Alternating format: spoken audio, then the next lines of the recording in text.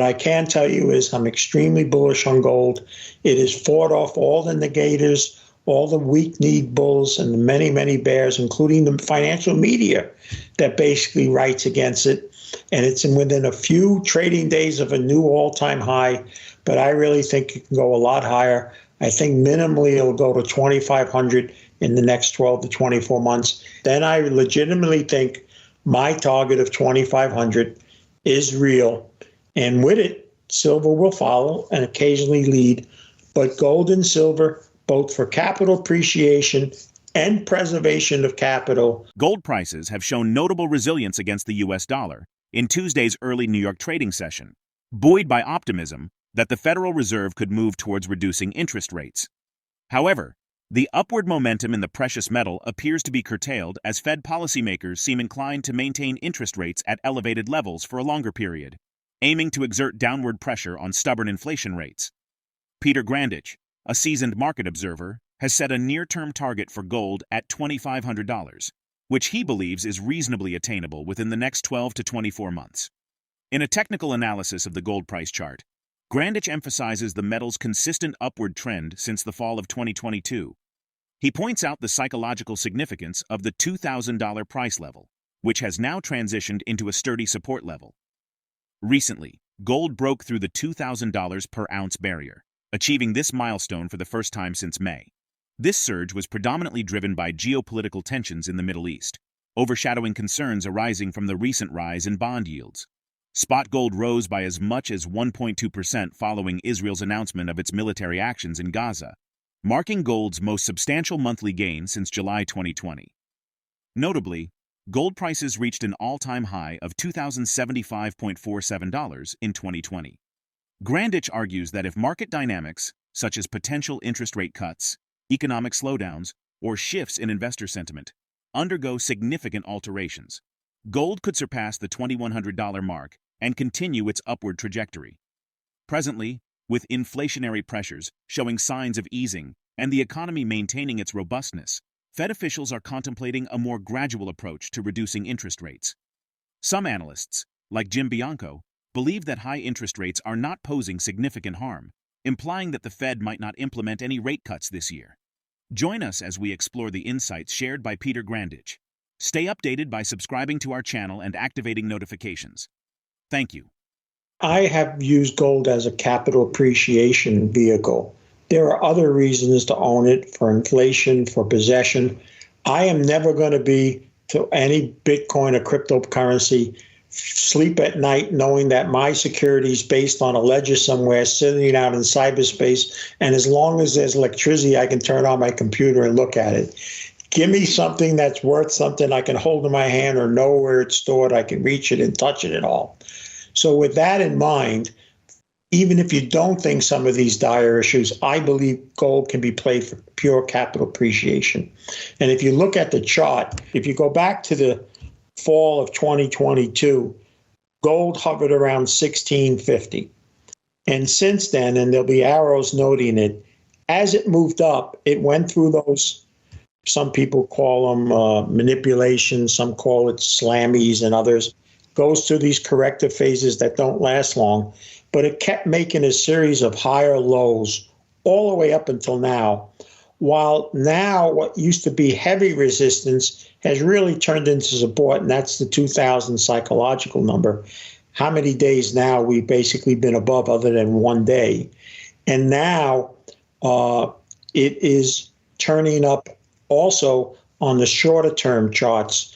And to me, this continuous accumulation, and remember, it's doing this in front of stock market mania, cryptocurrency mania, a dollar that has still stayed up, high interest rates, things that normally should be pushing it down are not.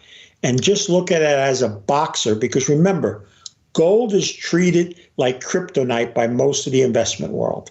So it is this poor little guy against this champion that's going to be knocked out in the first round, somehow has now gone to the 14th round of a 15-round fight, and it's still in there, and it's counterpunching. And this counterpunching is its ability to show this relative strength versus all the things we just said. And the moment there's a little break in any of them, the stock market peaks, cryptocurrency, which I think, as I've called since last July, was going to run all the way up to this halving. And then after the halving, boy, if you're still in Bitcoin, you should really head to the exit. But nevertheless, that an eventual interest rate cut probably towards the second half of this year, because that's when it's going to become apparent that we're in a recession, and all this garbage employment monthly numbers that'll be retracted and shown that employment isn't anywhere as strong. That's going to be the bust out to when we get above 2,100 in gold and stay there. And then the momentum, traders come in, and then it's off to the races. Then I legitimately think my target of 2,500 is real. And with it, silver will follow and occasionally lead. But gold and silver, both for capital appreciation and preservation of capital, I don't sell it. I know you do, Elijah. I don't get any commissions. I don't have dry food or ammo or anything else that people could buy. Most people in our planning don't like most of what you and I spoke about tonight. It doesn't lead them to become clients. Many start looking for the exit. But I can tell you is I'm extremely bullish on gold. It has fought off all the negators, all the weak-kneed bulls, and the many, many bears, including the financial media that basically writes against it. And it's within a few trading days of a new all-time high. But I really think it can go a lot higher. I think minimally it'll go to 2,500 in the next 12 to 24 months. And if some of those things that we spoke about early on start to take hold and it's seen by the average person, then you could talk about a larger number. But right now, 2,500 is a good gain from here. The significant deficit witnessed in the previous year has sparked concerns, particularly in the context of rising interest rates and an expanding economy. U.S. government debt held by the public soared to over $26 trillion in 2023, equivalent to 97% of the gross domestic product, as the Congressional Budget Office reported. The total government debt surpasses 120% of GDP. According to the United States Department of the Treasury, the estimated national debt stands at approximately $34.27 trillion. This steep increase in debt has been recognized as a potential cause for alarm, with White House economists warning in 2023 that a protracted default scenario could result in the loss of 8 million jobs in the U.S. economy. Such a high national debt also raises the specter of a financial crisis, which could lead to significant job losses and economic instability. Moreover, economists caution that the continued growth of national debt could undermine U.S. global leadership, as it leaves fewer resources available for military, diplomatic, and humanitarian operations, which could indirectly impact job market stability. PeterGrandich weighs in on the negative consequences of debt, both from a spiritual perspective, drawing on biblical references, and from a practical standpoint. He suggests that debt can be harmful in most cases and urges individuals to reevaluate their debt situations.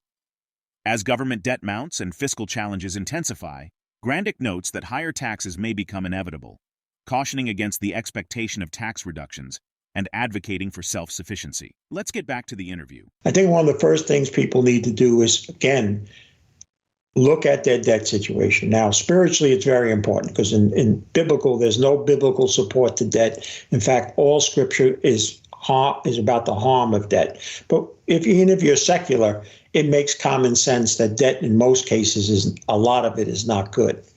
Second is the government can only do two things to sustain the government. It can raise taxes and it can also cut spending. So one of the ways that they're raising taxes is very alarming. 7 states, led by Vermont, is trying to implement a wealth tax, starting with very wealthy people, but the very, very rich will always find a way to get around that. So eventually it will fall down to far less wealthy people. But one thing that's asinine that Biden administration tried, it was shot down at first. Some of the states, including Vermont, are trying to implement it. And I call it the most asinine idea ever to come out of the United States for a matter of things related to money. They want to have an unrealized capital gains tax. Now, that is taxing a gain before it's an actual gain. And the simplest way I like to put it to people is you buy a stock, $1 stock, 10,000 shares because it's a biotech company and they got a new way to cure cancer. And come December 31st, they're really doing good. It's $2 a share. You hold it into the new year. As far as Uncle Sam's concerned, come next April 15th, you owe $10,000 because it went from 1 to 2, and you had a paper gain of $10,000. Sorry, January 4th, the bio announcement didn't really work. We got to go back to the drawing board. Stock plummets to $1 or less. As far as the government's going to be concerned, you still owe $10,000. It's asinine. It's like deciding in a horse race somewhere halfway through the race based on where the horses are. That one won, that one lost. What do you do now? They want to talk about families that passed on assets, farms, buildings. They want to say that not only going to get rid of the step-up issue that you use today's value, but somehow you're supposed to find out what the value was originally and pay tax on it now, even if you still own that farm or building. And remember, when hard assets like that pass, the people are paper rich, but they're liquid poor. And many are going to be forced to sell just to meet a tax that hasn't even come into existence yet. And folks who are listening to this is real. Google this after you watch this interview. Several states and the federal government. And as we get that bigger and bigger debt, and as it's harder and harder to keep functioning the government, these are issues that are going to come. So look for higher taxes. Don't vote for anybody that tells you we guarantee we're going to lower your taxes, because they can't. Even if they try it, it's going to be back up. And also recognize that be more self-sufficient. The less needs to count on the government, the better you're going to be, because the government's going to be under a lot of stress as the years go by. The very rich will find ways. They'll leave the country. They'll move money offshore and all. And so more of the burden in this scenario are going to fall onto the working class. That's why when you look at the last 10 or go long before the pandemic, the vast majority of Americans have not moved forward. At best, they've held their own. At worst, they've declined. Very small group is making it to that top of the pyramid. The rest is struggling or drowning or absolutely collapsing down to the bottom of the pyramid. And again, that's something that financial people don't want to talk about because it's not palatable and it's not sellable.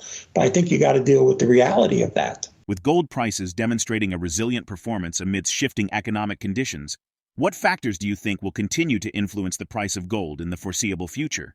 Share your thoughts in the comment section. If the video resonates with you, join our community by subscribing to our channel and enabling notifications with the bell icon. Thank you for being a part of our community.